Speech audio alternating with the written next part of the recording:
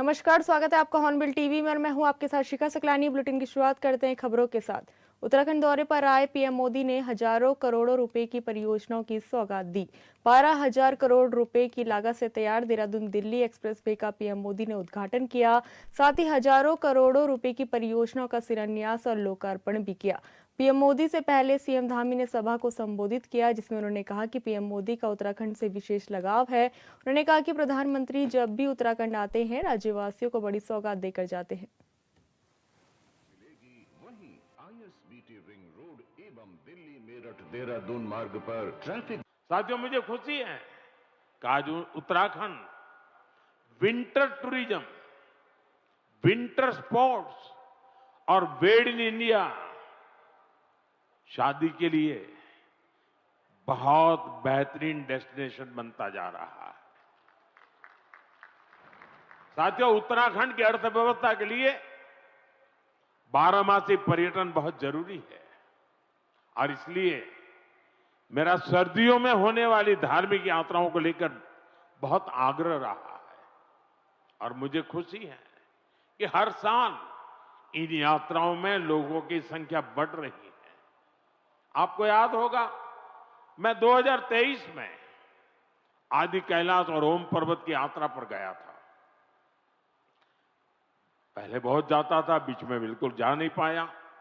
कई वर्षों के बाद मैं गया और मुझे मुख्यमंत्री जी बता रहे थे, गवर्नर साहब बीच में आए, वो भी बता रहे थे कि 2023 में मैं वहां गया और उसके बाद बहुत बड़ी संख्या में श्रद्धालु वहां जा रहे हैं।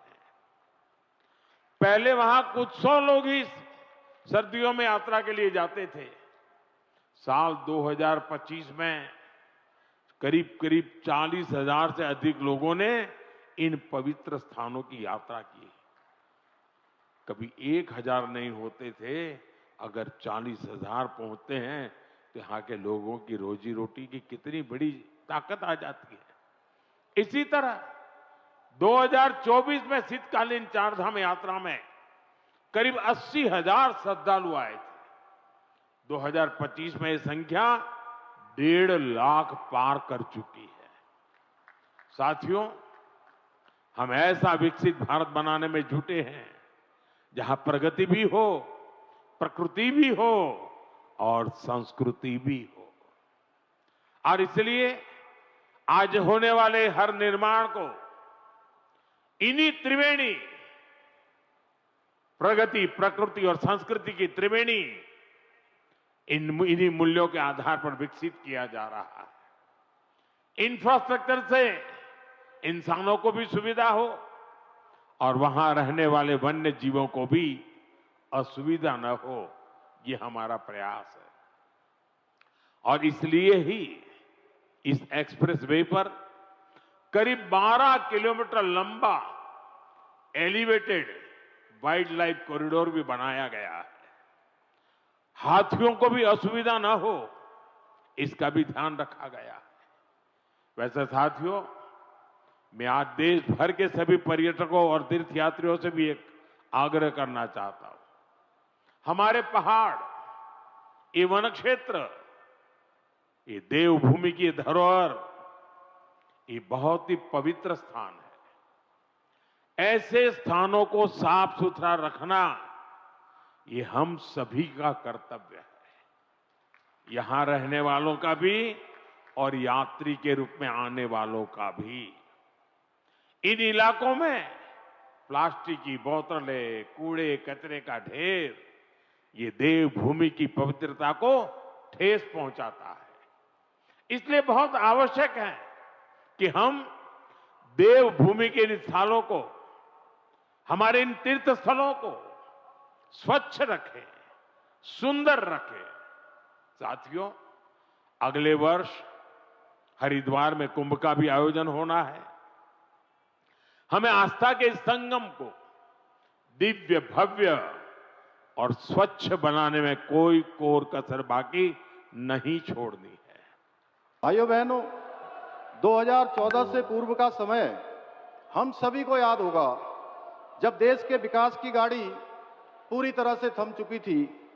देशवासियों का उत्साह ठंडा पड़ चुका था। वरिष्ठ जन हताश और निराश थे, महिलाओं के आंसू सूख चुके थे, युवा पीढ़ी के कंधे झुक चुके थे और सेनाओं का मनोबल जवाब दे रहा था। ऐसे में देश की बागडोर जिन मजबूत हाथों में संभाली, वे राष्ट्र ऋषि आदरणीय प्रधानमंत्री नरेंद्र मोदी जी आज हम सब के बीच में उपस्थित हैं। मैं आप सब की तरफ से, अपनी तरफ से उनका एक बार जोरदार तालियों से आप सब उनका स्वागत करेंगे, अभिनंदन करेंगे। ये हमारा सौभाग्य है कि देवभूमि उत्तराखंड को आज उनके प्रधानमंत्री बनने के बाद 28वीं बार आदरणीय प्रधानमंत्री जी का स्वागत करने का शुभ अवसर प्राप्त हो रहा है। यह आदरणीय प्रधानमंत्री जी का हमारे राज्य के प्रति अगाध प्रेम का प्रतीक है। आदरणीय प्रधानमंत्री जी जब भी उत्तराखंड आए हैं, देवभूमि उत्तराखंड के लिए कोई न कोई विशेष सौगात लेकर अवश्य आए हैं। चाहे बाबा केदार की पुण्य धरा से 21वीं सदी का तीसरा दशक उत्तराखंड का दशक होगा कहकर हमारा उत्साह बढ़ाना हो, या जिसको भारत का अंतिम गांव कहा जाता था, सीमांत गांव माणा में आकर उसे देश का प्रथम गांव घोषित करना हो, या इन्वेस्टर समिट के उद्घाटन के अवसर पर बेड इन उत्तराखंड का संदेश देना हो, या महादेव के पवित्र तीर्थ आदि कैलाश के दर्शन कर इस तीर्थ की सुंदरता को विश्व पटल पर रखना हो, राष्ट्रीय खेलों के उद्घाटन समारोह में पधारकर पूरे देश के समक्ष देवभूमि को खेल भूमि के रूप में नई पहचान दिलाना हो, या हर्षिल मुखवा की धरती से शीतकालीन पर्यटन को बढ़ावा देने का आह्वान करना हो, या फिर राज्य के रजत जयंती वर्ष के अवसर पर अगले 25 वर्षों के लिए राज्य को एक नया विजन देना हो। आपका देवभूमि में आगमन देवभूमि के लिए हमेशा शुभ एवं कल्याणकारी हो रहा है। और आज जब आप पुनः उत्तराखंड आए हैं तो 12,000 करोड़ रुपए की लागत से बने एशिया के सबसे लंबे एलिवेटेड वाइल्ड लाइफ कॉरिडोर की सौगात लेकर आए हैं। इसके लिए उत्तराखंड के सभी प्रदेशवासियों की ओर से मैं आपका हृदय तल से आपका धन्यवाद करता हूं। आदरणीय प्रधानमंत्री जी, आज आपके नेतृत्व एवं मार्गदर्शन में उत्तराखंड देश का श्रेष्ठ राज्य बनने के अपने विकल्प रहित संकल्प को पूरा करने के लिए विकास भी और विरासत भी की अवधारणा के अनुरूप प्रत्येक क्षेत्र में काम कर रहा है। और मैं आपको पूरा विश्वास दिलाता हूं कि हम आपके नेतृत्व में आपने इस लक्ष्य को प्राप्त करने में अवश्य सफल रहेंगे। साथ ही 2022 के विधानसभा चुनावों की भांति 2027 के चुनाव में भी वीर भूमि उत्तराखंड में भारतीय जनता पार्टी की राष्ट्रवादी विचारधारा वाली सरकार बनाने में सफल होंगे। समय की बाध्यता के कारण अधिक न कहते हुए कविता की इन पंक्तियों के साथ आदरणीय प्रधानमंत्री जी का पुनः धन्यवाद करते हुए मैं अपनी बात समाप्त करता हूं। अब रफ्ता नहीं, पूरी रफ्तार के साथ आगे बढ़ रहा है भारत। अब नक्सलवाद, उग्रवाद और आतंकवाद से जीत रहा है भारत। अब अर्थव्यवस्था, महिला सशक्तिकरण, स्वरोजगार के साथ साथ नवाचार में भी कीर्तिमान बना रहा है भारत। अब दुश्मन के घर में घुसकर सिंदूर का बदला ले रहा है भारत। अब अंतरिक्ष में उपग्रह के साथ साथ मिसाइल भी छोड़ रहा है भारत। और उत्तराखंड को विश्व की पर्यटन राजधानी बनाकर अपनी विरासत भी संभाल रहा है भारत। अब महिलाओं को उनके अधिकार देने के लिए नारी शक्ति बंधन अधिनियम लागू कर रहा है भारत। और अब बिहार के बाद बंगाल में भी गुंडा राज खत्म करने के लिए तैयार है। मोदी जी के नेतृत्व में नया भारत, मोदी जी के नेतृत्व में नया भारत। बहुत बहुत धन्यवाद। प्रधानमंत्री नरेंद्र मोदी देहरादून पहुंचे, जहां उन्होंने बड़ी जनसभा को संबोधित किया। इस दौरान उन्होंने उत्तराखंड की चारधाम यात्रा और महिलाओं के लिए सरकार की ओर से किए जा रहे कामों को लेकर भी जानकारी दी। प्रधानमंत्री नरेंद्र मोदी ने आज बड़ी सौगात राजधानी देहरादून को दी, साथ ही उत्तराखंड को दी। दिल्ली देहरादून एक्सप्रेसवे का जो उद्घाटन किया गया है, प्रधानमंत्री नरेंद्र मोदी उत्तराखंड पहुंचे हुए थे, जहां पर उन्होंने सभी लोगों को संबोधित भी किया है। हजारों की तादाद में जो लोग हैं वो कार्यक्रम में शिरकत करने के लिए पहुंचे हुए थे, जहां पर उन्होंने प्रधानमंत्री का अभिवादन भी किया और प्रधानमंत्री ने इस दौरान अभिवादन को स्वीकार भी किया है। और ऐसे में हजारों की संख्या में जो लोग हैं वो यहाँ पर पहुंचे हुए हैं और प्रधानमंत्री का भाषण भी सभी ने सुना है। और ऐसे में पुलिस व्यवस्था भी चाक चौबंद रखी गई थी और प्रधानमंत्री नरेंद्र मोदी ने मुख्यमंत्री पुष्कर सिंह धामी के साथ ही उत्तराखंड की चीजों की भी तारीफ की और उन्होंने बताया कि जल्दी चारधाम यात्रा जैसे चलेगी तो उसके लिए व्यापक इंतजाम भी इस दौरान कर दिए गए हैं, यानी कि पूरी व्यवस्था, सुरक्षा व्यवस्था पूरी कर ली गई। और ऐसे में प्रधानमंत्री नरेंद्र मोदी जब यहाँ पर पहुंचे थे तो उनको देखने के लिए, उनको सुनने के लिए हजारों की भीड़ भी यहाँ पर मौजूद रही। ऑन टीवी के लिए देहरादून से विशाल यादव। उत्तराखंड दौरे पर आए पीएम मोदी ने दिल्ली देहरादून एक्सप्रेसवे के उद्घाटन से पहले वाइल्ड लाइफ कॉरिडोर का निरीक्षण किया। इसके बाद पीएम मोदी डाट काली मंदिर पहुंचे, जहां उन्होंने पूजा अर्चना कर देश की खुशहाली की कामना की। इसके बाद पीएम ने देहरादून में भव्य रोड शो किया, जहां सड़क किनारे खड़े हजारों की संख्या में बीजेपी कार्यकर्ता और आम जनता ने उनका स्वागत किया। सर्वस्वरूपे सर्वेशे सर्वशक्ति समन्विते भयव्यस्त्राहि नो देवी दुर्गे देवी नमस्तु। बुध गुरु शुक्र शनि राहु केतु यथा यथा राशि स्थान अस्तितेषु सत्सु एवं ग्रह गुण गण विशेषण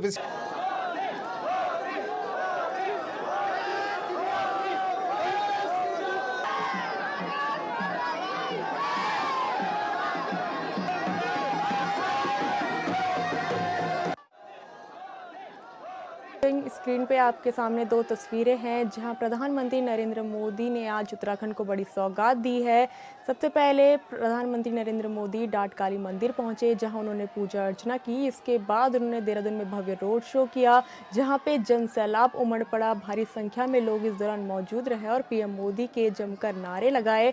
आपको बता दें कि देहरादून में भव्य रोड शो पीएम मोदी का हुआ। इसके बाद उन्होंने देहरादून दिल्ली एक्सप्रेसवे का उद्घाटन भी किया। पीएम मोदी ने देहरादून में भव्य रोड शो किया। डाट काली मंदिर में पूजा अर्चना भी इनके द्वारा की गई।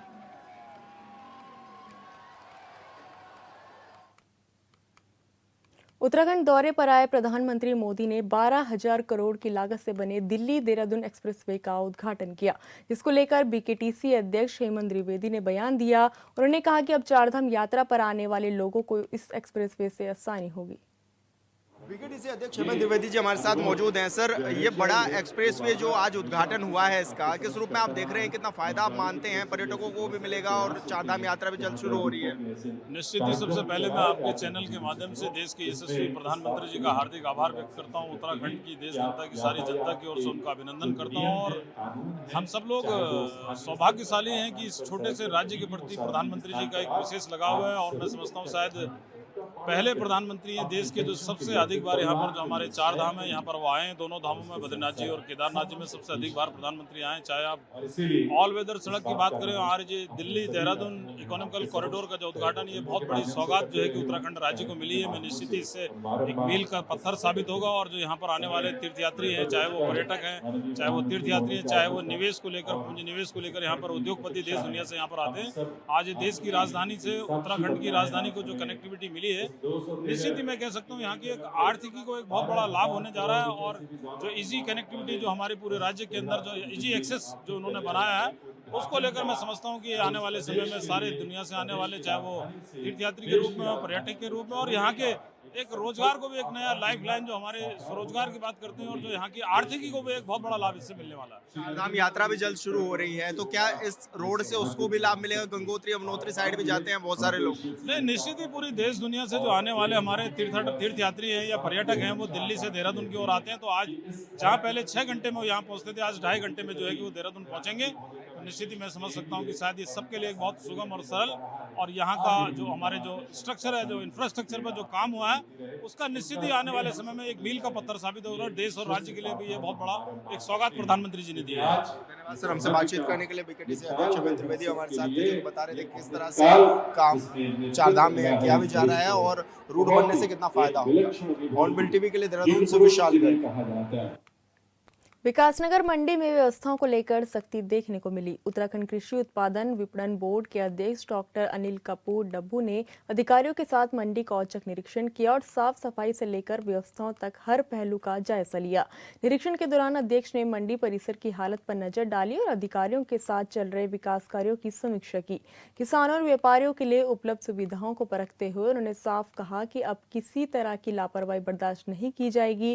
डॉक्टर डब्बू ने निर्देश दिए कि मंडी को आधुनिक सुविधाओं से लैस किया जाए ताकि किसानों को बेहतर माहौल मिल सके और व्यापारियों को किसी तरह की परेशानी न हो। मंडी समिति के पास यहाँ बहुत अधिक जमीन है और हम इस बार क्या है कि सारी मंडी समिति में आय बढ़ाने के लिए जमीनों का उपयोग करना चाहते हैं। मंडियों में कितना विस्तार हो सकता है, कितने लाइसेंसधारी हैं जो और काम करना चाहते हैं, और इसलिए मैं सभी मंडियों में गया हूँ। अभी हमने परसों बैठक भी बुलाई है और कुछ दुकानें भी बनाई है। कुछ कैसे यहाँ सुधार हो सकता है, सफाई हो सकती है, इस बारे में मैंने अभी बैठूंगा और अपने सचिव को बताऊंगा कि भी इस तरह काम करना चाहिए, क्योंकि उत्तर प्रदेश के अंदर मंडियों की आय में बहुत वृद्धि हुई है। जब आय में वृद्धि होती है तभी किसानों की रोडें बनती है। मैंने अपने कार्यकाल में लगभग 900 छोटे बड़ी सड़कें बनाई है। अब कहाँ बनी क्या बनी, लेकिन हमने किसानों की छोटी बड़ी सड़कें बनाई है। तो मंडी समितियों में लगभग मैं सारी मंडियों समिति में घूम लिया हूँ और धीरे धीरे मैं चाहता हूँ कि मंडियाँ देश की सर्वश्रेष्ठ मंडी बने। और परसों भी हमने कोसाम की बैठक बुलाई थी, उसमें हमने कहा कि भाई जो बाहर की मंडियाँ हैं उससे कम्पीट करती हुई अच्छी और सुंदर मंडियाँ बने। तो देखिए कितना इस काम में हम आगे बढ़ाते हैं। हल्द्वानी में बाबा भीमराव अंबेडकर की जयंती बड़े हर्षोल्लास के साथ मनाई गई। इस मौके पर लक्ष्मी शिशु मंदिर से निकाली गई शोभा यात्रा का भव्य स्वागत किया गया। पूर्व पार्षद राधा आर्य और कांग्रेस कार्यकर्ताओं ने शोभा यात्रा पर फूलों की बारिश कर स्वागत किया। पूरे कार्यक्रम में उत्साह और श्रद्धा का माहौल देखने को मिला। इस मौके पर हल्द्वानी के विधायक सुमित हृदयेश ने कहा कि बाबा भीमराव अंबेडकर भारत के संविधान के रचयिता हैं और देश के निर्माण में उनका योगदान अतुलनीय है। उन्होंने कहा कि आज पूरा भारत उनके बताए मार्ग और उनके बनाए संविधान के अनुसार आगे बढ़ रहा है।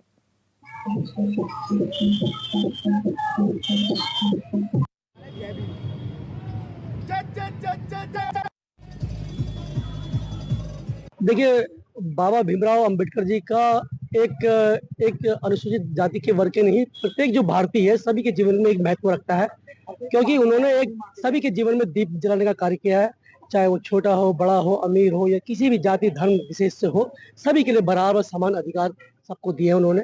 इसलिए बाबा भीमराव अंबेडकर सभी के लिए अनिवार्य है और सभी के लिए महत्व रखते हैं। आज किस प्रकार की शोभा यात्रा जो निकाला जा रहा है, स्वागत किया जा रहा है आपके द्वारा? देखिए, जैसा कि हमारा जो अम्बेडकर जयंती समारोह समिति जो है हर साल ये जो जयंती बनाती है, लेकिन अब जो है दिन प्रतिदिन इसका भव्य आयोजन हो रहा है और हर जगह सब युवाओं में, खासतौर के युवाओं में इनके लिए एक उमंग जाग रही है। तो बढ़ चढ़ कर सब हिस्सा ले रहे हैं और बहुत धूमधाम से ये बनाया जा रहा है। हमारे लिए एक ये राष्ट्रीय त्योहार है। 35वीं जयंती है, जो गरीब दलित शोषितों के, जो वंचितों के जो है, जो आज बाबा साहब ने सबको अधिकार दिलाए हैं, आज उनकी जयंती है। हम लोग बड़े हर्षोल्लास से मना रहे हैं हर साल की बात। जैसा कि पहले तो आप लोगों के चैनल का धन्यवाद। और भीमराव अंबेडकर जी हमारे संविधान के रचयिता हैं और उनसे हमें एक ऐसी प्रेरणा मिलती है कि सारे जाति धर्म को छोड़ के और समाज में एक अच्छा भाव और एक अच्छा संदेश जाना चाहिए। आज हमारी जो पार्षद है पूर्व राधा आर्य जी, उनने हमें यहाँ पे बुलाया है, तो हम उनकी दिल की गहराइयों से उनका धन्यवाद अदा करते हैं। और हमारी रैली आने ही वाली है, तो एक अच्छा संदेश जनता में जाता है और समाज में छूत भेदभाव ये सब चीज छोड़ के, और हमने अपने बच्चों को एक अच्छी शिक्षा देनी है। भीमराव अंबेडकर जी के बताए हुए रास्ते पे चलना है। ये हमारे पूर्वजों का ही है जो आज हम लोग यहाँ पे हैं और अपनी एक अच्छी शिक्षा और एक अच्छे संविधान का निर्माण करते हैं। तो मेरा सबसे यही है, भाईचारा बना के। देखिए, संविधान के रचयिता हमारे बाबा भीमराव अंबेडकर जी की आज जयंती है, तो उन्हीं की जयंती के पावन अवसर पर सभी क्षेत्रवासियों से यही पहले तो हार्दिक बधाई शुभकामनाएं देती हूँ और सभी से ये कहना चाहती हूँ कि जिस तरीके से वो शिक्षा को बहुत महत्वपूर्ण मानते थे और जिस तरीके से उन्होंने संघर्ष किया, वो कहते थे शिक्षा सर्वोपरि है और शिक्षा प्राप्त करनी चाहिए, संघर्ष करना चाहिए। और क्या कहते हैं, यही कहना चाहती हूँ कि हमें अपने जीवन में हमेशा जयंती के और बाबा साहेब जी को तस्वीरों में कैद नहीं करना चाहिए। उनके आदर्शों पर हमें हमेशा चलते रहना चाहिए, जिससे हमारे देश का भविष्य हमेशा उज्जवल रहे। देखिए, उनका महत्व केवल विश्व के लिए, हमारे भारतवर्ष के लिए नहीं, पूरे विश्व के लिए है। और जिस प्रकार से उनका योगदान रहा और जिस प्रकार से उन्होंने शोषित हों, वंचित हों, मूल अधिकार जो भारतवासियों के पास गुलामी में जब थी, अंग्रेजों की नहीं थे, उन सबको पिरोते हुए एक माला में पिरोया, जिसको हम संविधान कहते हैं, और संविधान के हक हकूक हमें दिए। ऐसे महान विभूति को आज हम उनकी जयंती पर नमन करते हैं। कालाडूंगी राजस्व ग्राम नाथुझाला में अपर जिलाधिकारी शैलेंद्र सिंह नेगी ने डिजिटल क्रॉप सर्वे कार्य का निरीक्षण किया। इस दौरान उन्होंने काश्तकारों के समक्ष कुछ खेतों का खुद डिजिटल क्रॉप सर्वे किया। इस अवसर पर तहसीलदार ने राजस्व उप निरीक्षक ने जानकारी दी गई कि डिजिटल क्रॉप सर्वे के कार्य में तेजी लाई जा रही है।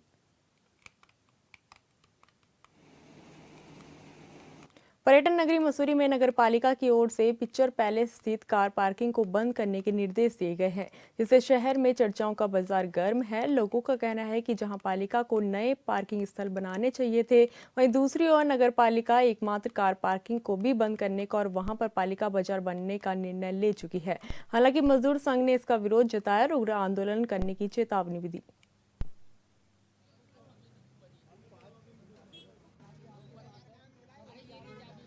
के चैनल के माध्यम से ये बताना चाहूंगा, परसों जो है नगर पालिका ने एक मीटिंग बुलाई थी।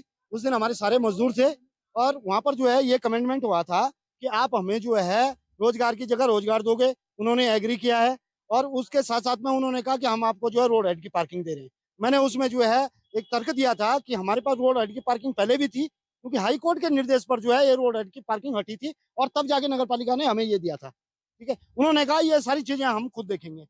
अब आज जो मामला है, यो साहब जो है शटल ले आए हैं, शटल ले कह रहे हैं कि खाली करो, तो शटल ली तो खाली हो नहीं सकता है, क्योंकि न कोई अनुबंध है। और हमने यो साहब से ये भी कहा है कि अगर इसका कोई प्रस्ताव हो रखा है, पालिका बाजार बनाने का अगर कोई प्रस्ताव हो रखा है, तो आप हमें प्रस्ताव की कॉपी भी दिखाइए, प्रस्ताव की कॉपी भी दे दीजिएगा। फिर उस देखिए जी, सबसे पहले तो दुर्भाग्य की बात है कि हमें 1 वर्ष के लिए ये पार्किंग मिली हुई है।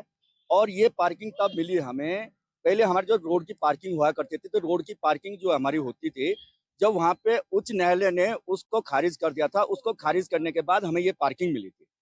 यहाँ पे तो पूरी, अगर आप देखें, हमारे पास पूरे कागज हैं, पूरे डॉक्यूमेंट्स हैं, हम कल डॉक्यूमेंट्स दिखाएंगे। यहाँ मुझे तो कहीं चिंतित कुछ लग रहा है कि इसमें जो है वो आ रही है, हमें इसमें कहीं ना कहीं कुछ ना कुछ तो घोटाला है कि इस पार्किंग को खाली किया जा रहा है। ये हमें जो हाथ रिक्शा अनुमूलन के तहत मिली हुई है। आज मसूरी में पार्किंग के लिए तो जगह ही नहीं है और आप यहाँ पे पालिका बाजार बना रहे हो। अरे भाई, कौन सी रणनीति चल रही है तुम मसूरी में, मेरे समझ में नहीं आ रही बात। आज जो है मसूरी के अंदर आप किसी भी चले जाओ, ये घंटों जो है जाम लगा हुआ है। ले दे के तो एक ये पार्किंग बची हुई है, इस पार्किंग को भी आप खत्म कर रहे हो। आप जो है इसको पालिका बाजार बना रहे हो। अरे पालिका बाजार बनाना है तो और भी जगह है भाई आपके पास। यो साहब मसूरी घूमिए, आप मार रोड घूमिए, और जगह भी घूमिए ना। तो वहां पे ऊपर सीट में बैठे उनको भी पता होगा कि मसूरी क्या चीज है, मसूरी का बाइलॉज क्या है, मसूरी का क्या है, मसूरी को क्यों बर्बाद कर रहे हैं। फिलहाल इस बुलेटिन में इतना ही। आप देखते रहिए हॉर्नबिल टीवी। नमस्कार।